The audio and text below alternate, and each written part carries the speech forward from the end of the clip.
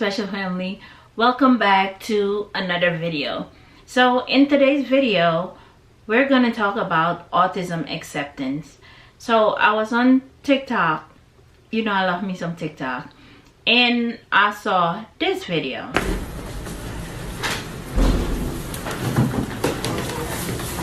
I'm gonna cry. Okay. You like them? Yeah. Those are for you. Both of them. What? They're for you. What size are these? Your size. 7. This is amazing. Yes, it's for real. For real? Yes. Oh my god, thank you guys. I was not expecting this. No joke, I was not actually expecting all this stuff. You gonna wear them? I don't know. Yeah. Guys, autism acceptance plays a major role for our kids, our special need kids, when they're out in society. And I think this video happened because maybe some kids were making fun of this kid, fun of his shoes, and these wonderful classmates, whoever your parents are, I salute them.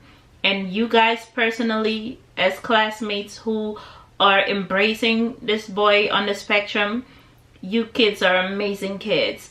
You have done well.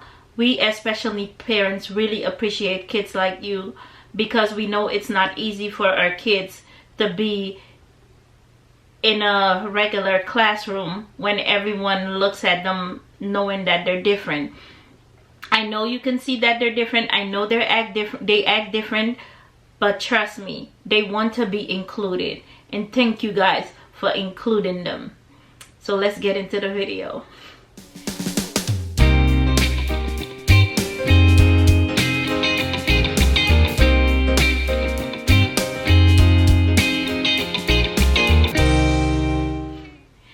Special family, welcome back to another video. So as you've seen in the intro, wasn't that a great video? These kids are amazing kids, amazing parents, and I know that boy, he really appreciates it. If you're new here, hi, I'm Autism Mom, and on this channel we talk about autism and everything in between. If you'd like to be part of the family, click that subscribe button, hit the notification bell.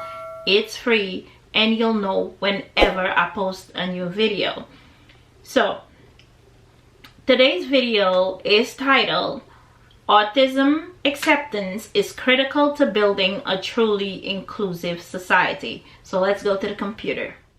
Hey family, so this is the article I was referring to, and it states autism acceptance is critical to building a truly inclusive society. It's from thehill.com. And let's dive into it.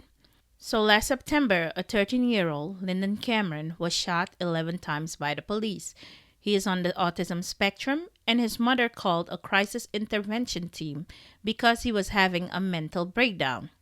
Every day, individuals on the autism spectrum across the United States are routinely underrepresented, underserved, and often harmed in every facet of life. For Lyndon, the consequences of being different were dire.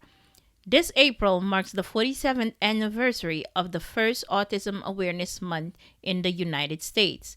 But awareness is not enough.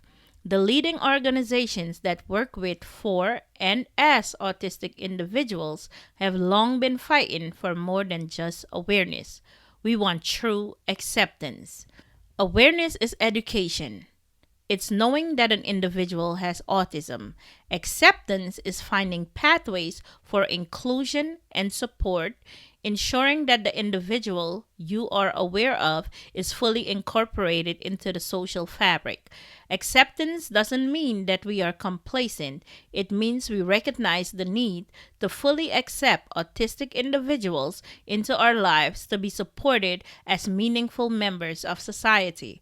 We are dedicated to providing accommodations, to commit resources and support, and to consider the autistic community with any decision that affect the public.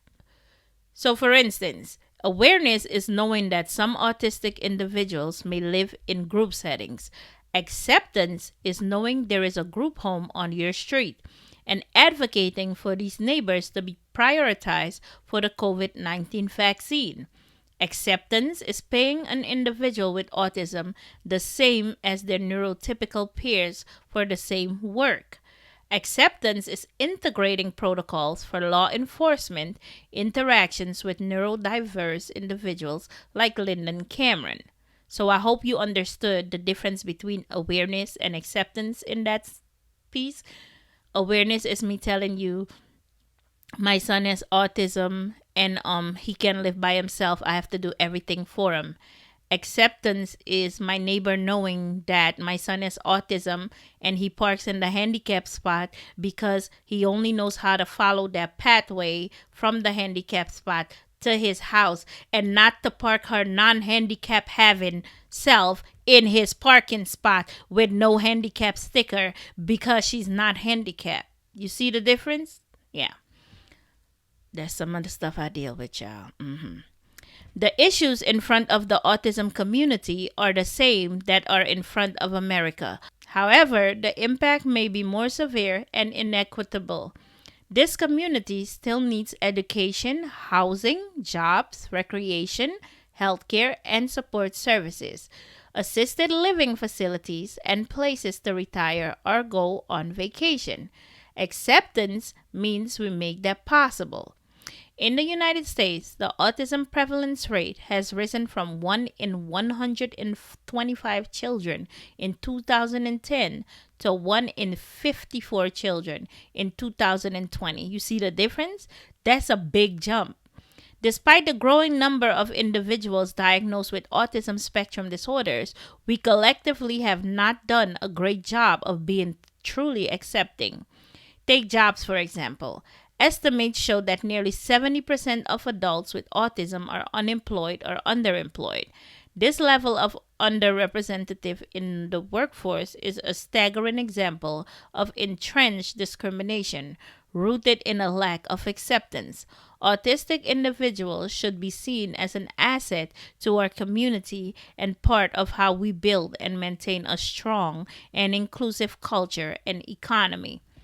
People with autism are also more likely to experience negative interactions with law enforcement. We've done multiple videos on this channel showing that interaction with law enforcement have not been a good thing. Just recently, we did the one from Target, knowing you guys know I take Ramsey to Target to teach him how to hold a cart, how to push a cart or to hold a basket. And yeah, they're not properly trained. Let's put it like that. Approximately 1 in 5 young adults with autism spectrum disorder will interact with a police officer before the age of 21. Individuals with disabilities, including those with autism, are 5 times more likely to be incarcerated than people without disabilities.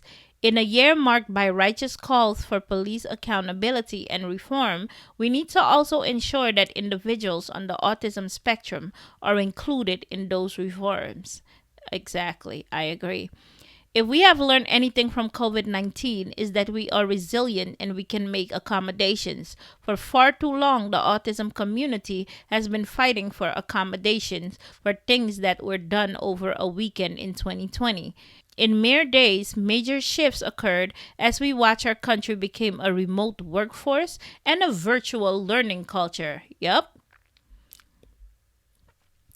I speak with an 18-year-old mechanical engineering student at Marshall University, someone we serve. I asked him, "What do you hope comes out of this?" He said, "Chris, if this country can quickly make accommodations so that I can learn remotely, what other accommodation can be made so that I can be more a part of our society?" This year, the Autism Society of America is working with partners organizations to advocate for a formal designation to make April Autism Acceptance Month, putting into words the value of inclusive policies, practices, and support services for those affected by autism. A formal designation to make April Autism Acceptance Month in the United States is a stake in the ground. It says, we will commit to a national effort to ensure individuals with autism are integrated into our social, political, and economic fabric. Autism rights is a human right issue. The federal designation makes clear that the citizens of the United States of America who are members of the autism community are entitled to the same rights and benefits as anyone else in our country. I implore readers to connect with your federal lawmakers and encourage them to embrace Autism Acceptance Month this April. Well, we're in May now, but you understand where we're trying to go with this story. I hope you understand what we as an autism community, autism parents are trying to achieve with autism acceptance.